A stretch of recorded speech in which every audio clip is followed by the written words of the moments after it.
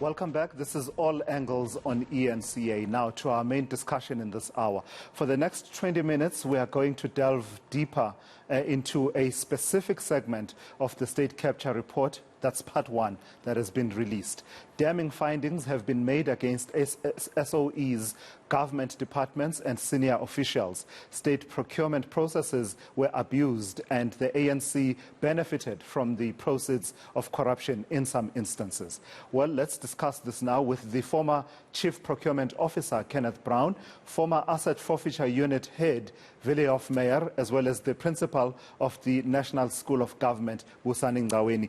We'll go into this for the next 20 minutes. Thank you, gentlemen, for joining me. Let me start with you, Kenneth Brown, because I imagine that you must have looked at the Part 1 report released recently by the Acting Chief Justice Raymond Zondo, but I imagine that you must have gone straight to the part that relates to your work that you used to do, procurement.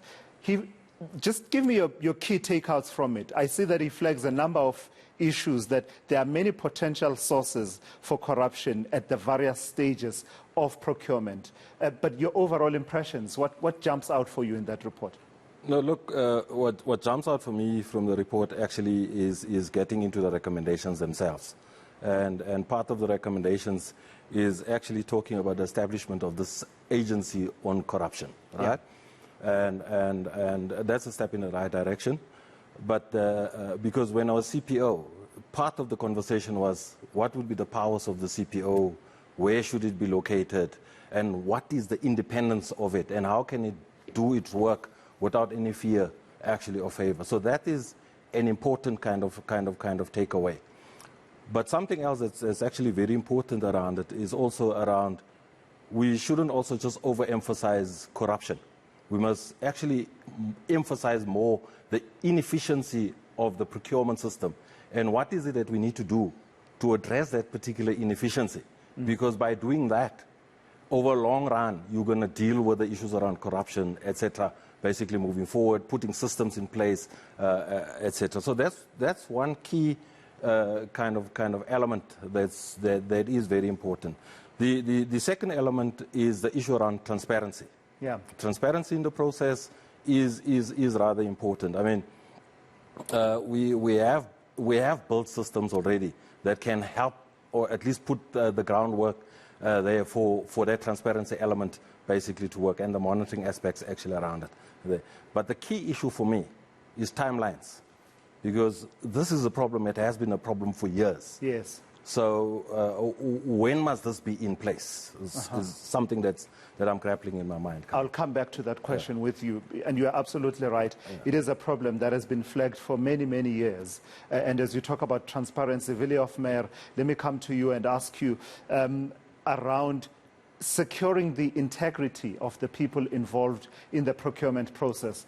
One of the things that the report points to is decentralization, and I'll ask you in a moment, Kenneth Brown, to weigh in on that. But part of what decentralization of procurement has done, it basically means, in the scheme that is being painted by the Zondo Commission, that procurement happens at various levels of government, at various state-owned enterprises, constitutional bodies. So we have, a plethora of people that are involved. How do we ensure their integrity? How do we test and secure that these people, are people of integrity, given that it's not centralized, it's decentralized in the way that is being painted by the report? Good morning, and thank you for the opportunity to be here. I do think that it is vital, because basically the looting of the government, of the state, could not have happened without either the collusion or the threats made to accounting officers, chief financial officers and head of procurement.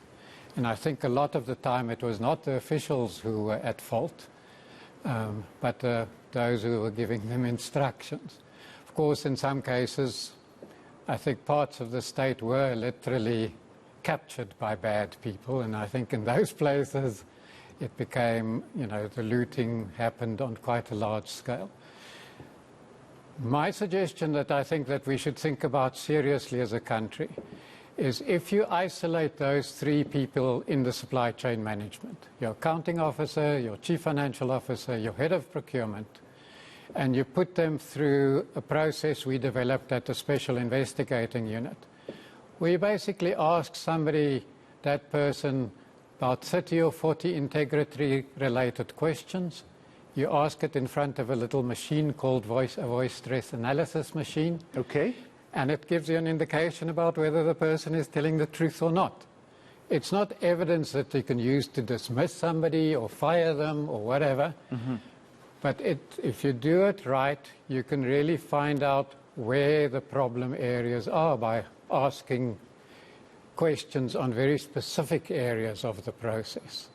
You can ask people whether they've been ordered to do certain things that they were not willing to do. So I think that if one applies that integrity testing process to the top 3-4 layers of procurement, that can make a very big difference. Would this be at the onboarding level of an official? So if I'm coming in, I've applied for the job and I'm being interviewed, would I have to undergo that process at that stage? Because I imagine that doing it later may be too late. Yeah. No, I think how we did it, how the Special Investigating Unit is still doing it, it's done pre-employment. So once you've been approved or recommended for appointment, you go through the process. But then it is also done regularly post-appointment. So and randomly, so that you don't have a good idea of when you're going to be tested next and when you should resign quickly. So you don't prep yourself for it. Busani Ngcaweni, the legislative framework stems from the Constitution, Section 217, around the need for fairness and cost effectiveness and as far as procurement is concerned, but there's a plethora. There's PFMA, MFMA, local government, municipal structure systems, broad-based black economic empowerment, preferential procurement, etc., etc. In your experience in dealing with civil servants, is this plethora of legislation and laws, is it seen as a minefield, or is it a great toolbox in that you have many tools that you can take out in approaching your day-to-day tasks that have to do with procurement? Thanks to Sizwe and the fellow panelists. In the majority of cases, this is seen as burdensome. It's a minefield for a variety of reasons. Because quite often when colleagues have to do procurement, it is not at all the time that they will have a luxury of time to plan the procurement, write up the specifications, and not have the burden of having to do these things within a particular period because there is a cycle is ending or the financial year is going to end. At a municipal level, it becomes even more complex because the rules governing the system at local government level are, they differ. They are quite more expensive than those at a national level as well as in the SOEs. But if I may pick on what Willie Hofmeyr said right now, which is what, as the National School of Government, we are trying to emphasize and bring back as part of a bigger, a bouquet of solutions, is this idea of doing integrity testing, and it has to be done at pre-entry. You see, in the States, if you want to become a constable, very low level, police official, you have to go through an integrity test and a variety of other tests. Whereas if you have to become a CFO or a chief procurement officer, you don't have to do that. So it's important that as part of the pre-entry requirements, because we must think of the stage we desire to have, we must introduce many filters so that people must go through the integrity test, people must go through the occupation-based or occupation-specific testing, because currently, whether we are a CFO, we are a DG, or any other senior level official, you will go through a very generic competency assessment that tests whether you know the budget and project management. So once you introduce those filters such as occupation-specific testing, and you know that the person is indeed a CFO, is indeed a lawyer, is indeed an engineer and a project manager, together with integrity testing and the variety of other measures as part of onboarding, you are eliminating the chances of those people making mistakes or falling into moral temptations and ethical dilemmas later. The complexity of all the rules governing procurement in the public sector in general requires that we must see those who work there as pilots. In aviation, pilots are expected to constantly return to the simulator, and every aviation company spends a lot of money training their pilots to be capable of flying under any different and complex type of circumstance. Yet in the public sector, we're not investing as much as we do, whilst these are the colleagues who are handling over, $1 trillion of resources, for the public sector. Hence these mistakes that people are talking about today. I'll come back to you in a short while, Busani, around the professionalization of procurement officers and what the recommendations are from the Zondo Commission. But Kenneth Brown, let's take a step back. Let's talk about what the pitfalls are. One of the things that jumped out for me is the whole system of it seemed to me at some point that Treasury, National Treasury, was chasing, I want to say, a moving goalpost, in that they would come up with a regulation that says, if you want to do a deviation from normal tender processes, these are the processes to follow. But pretty quickly, as a way to bypass that and to sort of circumvent that would be found. And then there would be a practice note, and pretty soon even that practice note would be circumvented, etc., etc. Just talk to me about this whole issue around deviations, confinement, this sort of moving away from the normal way of doing things and being able to find justifications, sometimes that are not valid, but you are able to put up the argument and say, I couldn't go to tender simply because it was an emergency. Yeah. No, look, we picked up that actually to be a serious problem, right? And part of resolving it was to say, look, whenever there's a particular deviation, the regulation was written in such a way that you can deviate, you just inform the Treasury and the Auditor General. We changed it. And then we said, look, before you deviate, come for approval to the Treasury so that you deal with it there. So which meant you couldn't deviate necessarily anymore, right? But we didn't sustain the capacity within the Treasury to then deal with those particular deviations. If I think about it, ESCOM complaining, saying, but we've got quite extensive projects that we need to run, we need deviation, we need those decisions fairly quickly. But even now, they're still saying that it's not efficient. They are actually what they still need saying, to do. but that is a symptom of not properly planning. And let me get into the capacity of the system. Integrity and ethics is one part of it. The problem is, where does procurement as a function lie within the bureaucratic hierarchy of a department and an entity? You'll find that a DG who has got billions rands of budget to spend on procurement doesn't even in their performance contract have efficiency of procurement in there.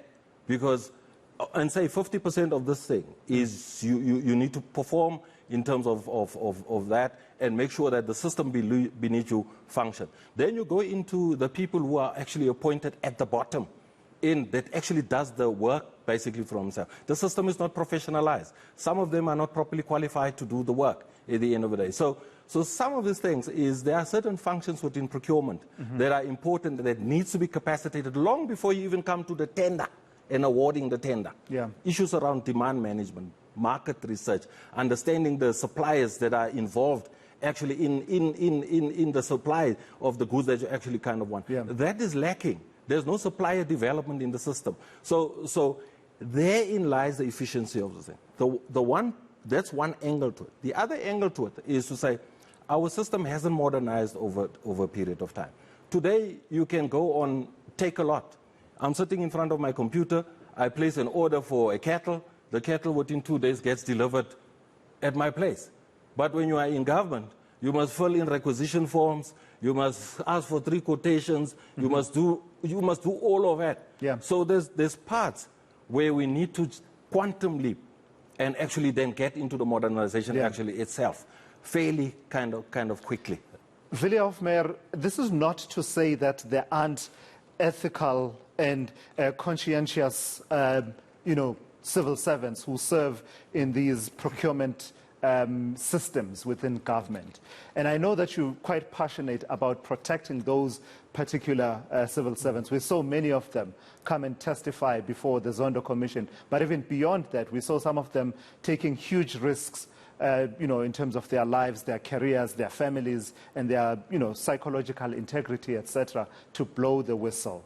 The conversation is in the air right now about how do we encourage people in procurement to, when they see something wrong, to blow the whistle. And how do we facilitate that? It's an ongoing conversation, but you have specific ideas around that. I do indeed. And, I think the problem with our whistleblowing mechanisms at the moment is I think you're supposed to report to your boss that he's done something wrong.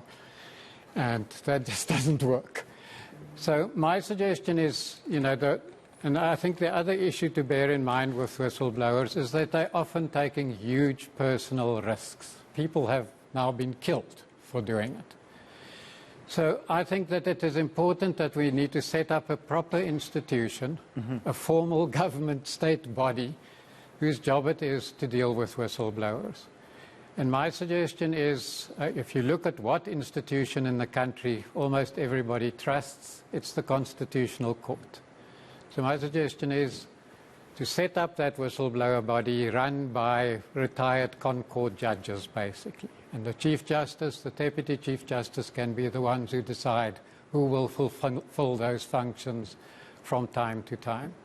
But when I say that whistleblower office must have powers, it must be able to instruct law enforcement to go and investigate the complaint or the issue that was brought, and to supervise that investigation to ensure that it's done properly. I think there are already things like the Witness Protection Program in the NPA, where people can be kept very safe. I don't think anybody has ever been killed on that program. But, those are, I think, just some of the basics that we do not have in place. I mean, how does a whistleblower go and report to his or her boss that I'm reporting you now for, Doesn't make doing much something wrong? Busani Ngcaweni, what would professionalization of procurement officers achieve? And compare that with what the situation is at the moment. Is it the case that if you join a government department and you're serving at a particular level, director, chief director, etc., and perhaps we like you and we invite you to sit on the bid adjudication committee, or does it work differently? What would professionalization achieve?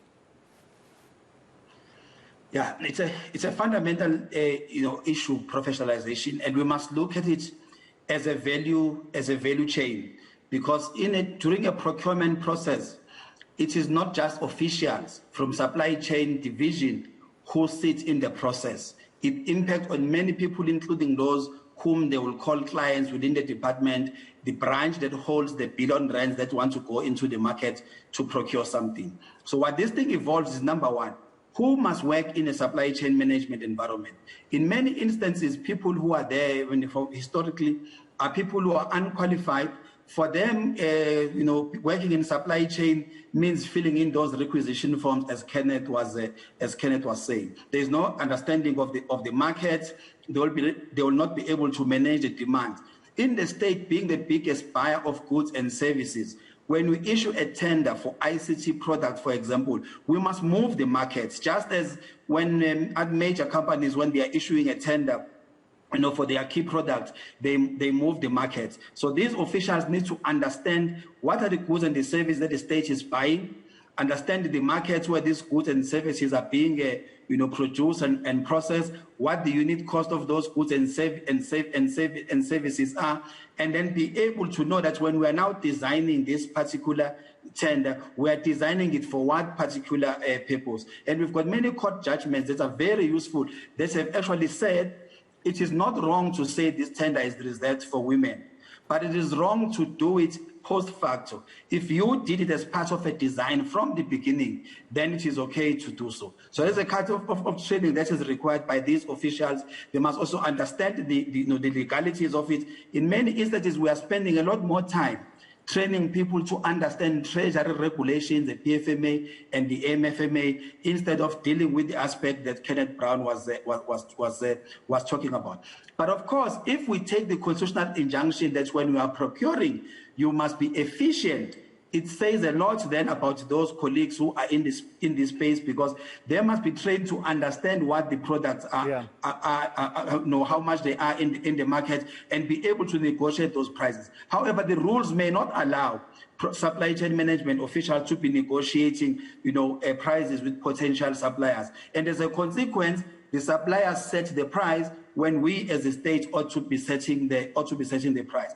But because of the complexity of running supply chain in a government, in a public sector environment in general, as I am saying, let us constantly re-skill them. And the universities also have a responsibility in this regard.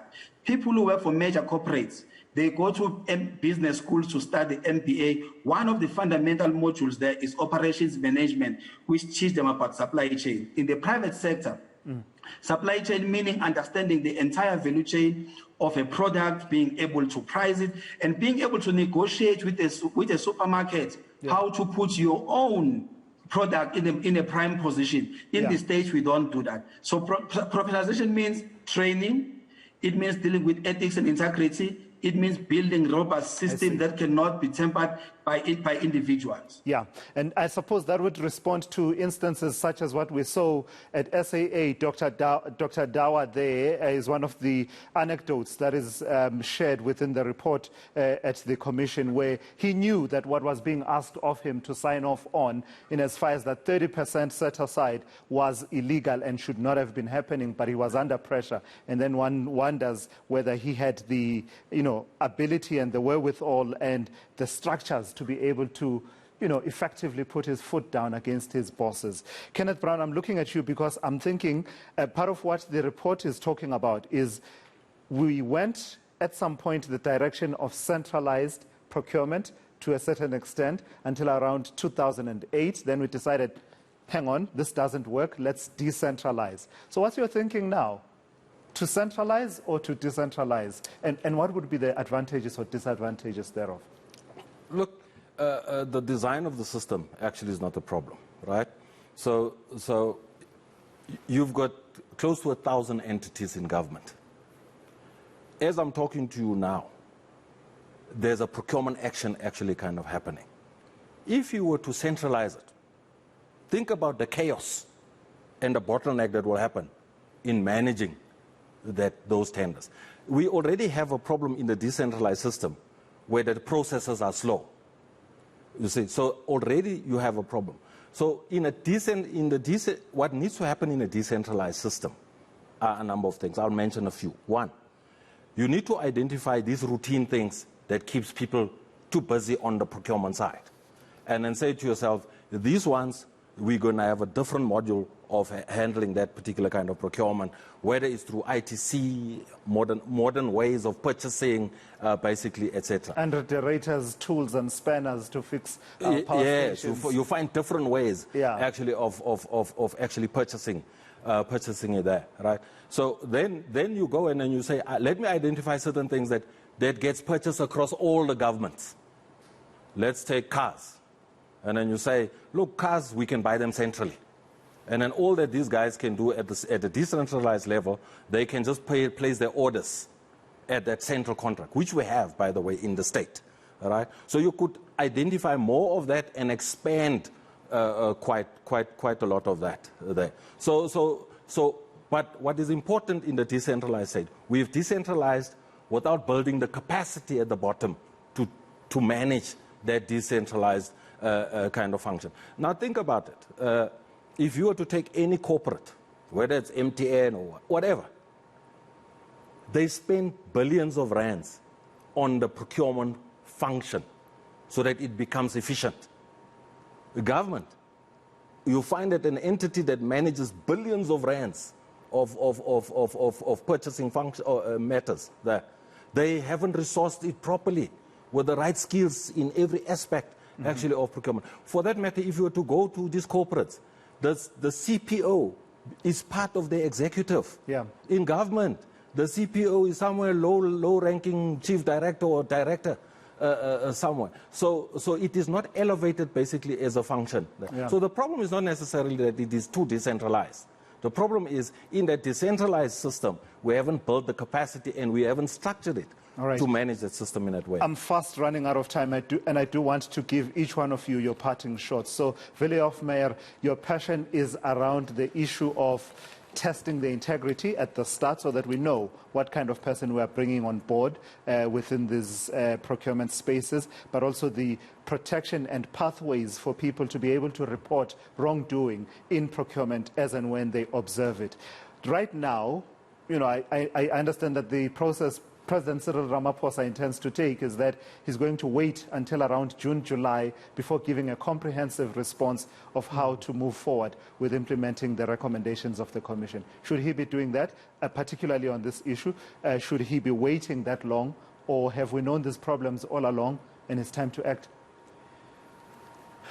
For me, it may be a mixture. I think there are things that can be done faster than that, and I would hope they are done faster.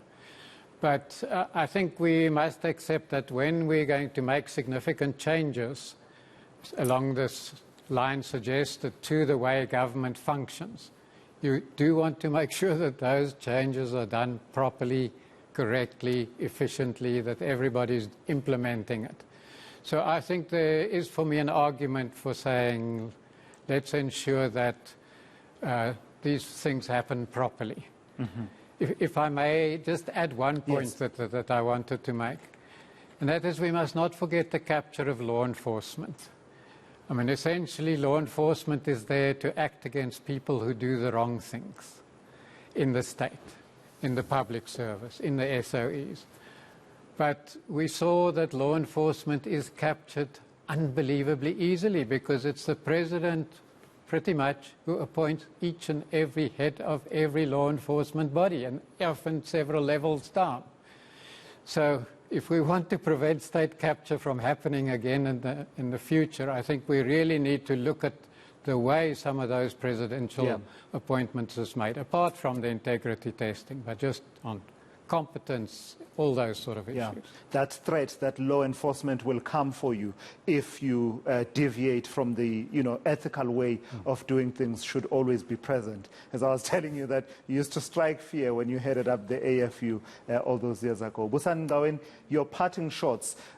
In addition to the complex legislative and constitutional framework we've been talking about right now in the last few minutes, there's also the added pressure of political pressure where, you'll be told straight up that this tender, the branch chairperson and other people have an interest in it, and you must think twice before you process it, etc., etc. How do we build a cadre of civil servant that is able to adhere to all these prescripts we talked about, but also serve as a shield to shield government processes from external interference? Your parting shots. Well, there is now case law in this country, and as well as the legislation of the Auditor General that deals with issues of material irregularities, that we as accounting officers will be held accountable for doing such things as we are saying, and hide behind this idea that we were given unlawful instructions. Safe to say that the Public Service Commission has issued a very clear directive around this issue of unlawful instructions. So it is imperative, therefore, for heads of departments and CEOs and other accounting officers who are leading these organs of state to make sure that you build a culture within an institution where people will do the right thing. Okay, but what is key as well to... My apologies. What must happen within the state is... Yes. My apologies. I'm completely out of time. In the public... No problem. In the public sector, If all public servants know that they can do their work diligently and be rewarded for the work that they do diligently without breaking the law, many of them will not fall into those moral temptations and ethical All right, dilemmas. let's leave it there. Busani Ngcaweni, thank you for your time. Kenneth Brown, as well as Willie Hofmeyr, I really appreciate your time. It is an important conversation to have because that report of the State Capture Commission is voluminous, and we needed to go in on at least one of those aspects that could easily be overlooked, yet it's quite critical.